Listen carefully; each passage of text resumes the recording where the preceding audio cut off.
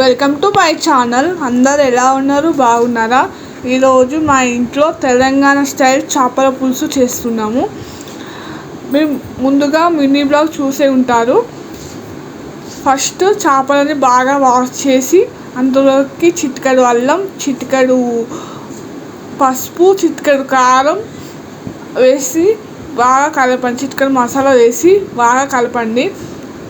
ముక్కలకి కారం పట్టేలా కలపండి.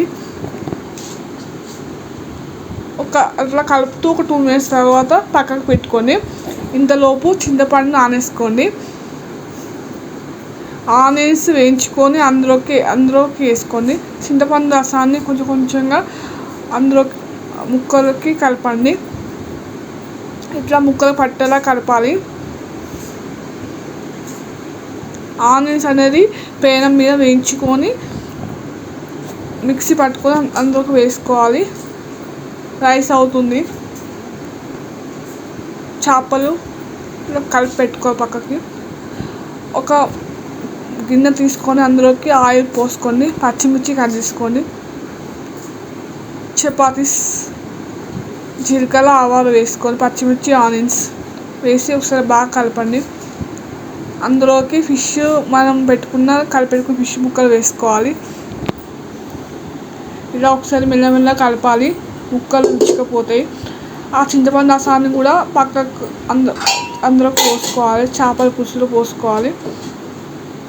మనకు ఎన్ని కావాలంటే అన్ని పోసుకోవచ్చు. చేపల పులుసులో ఎంత బాగుంది చేపల పులుసు. చాలా ఇష్టం. మీరు ట్రై చేయండి. ఒక 5 minutes మూత పెట్టుకోండి. ఆ తర్వాత తీసాక అందులోకి చిటికెడు ఉప్పు, మెంతిపిండి వేయండి.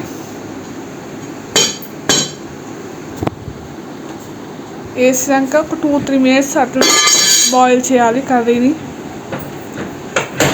స్టవ్ స్టిమ్లో పెట్టుకోండి. అందులోకి కొత్తిమీర వేయండి.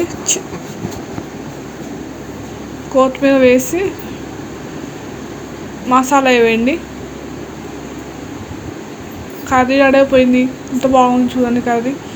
నోరు ఉడుతుంది తింటుండే. అన్నం పెట్టుకొని అందులోకి ఫిష్ ముక్కలు వేసుకోవాలి. నాకు చాలా ఇష్టం అండి ఫిష్ కర్రీ. మీకు నచ్చితే కామెంట్ రూపంలో చెప్పండి. చాలా బాగుంది ఫిష్ కర్రీ. సినిమా చూసుకుంటూ తింటున్నాం. Old movie. చాలా బాగుంది. Subscribe to my channel. Like, share, comment. ఇంకా వీడియోస్ కావాలంటే subscribe to my channel. Thank you so much for watching.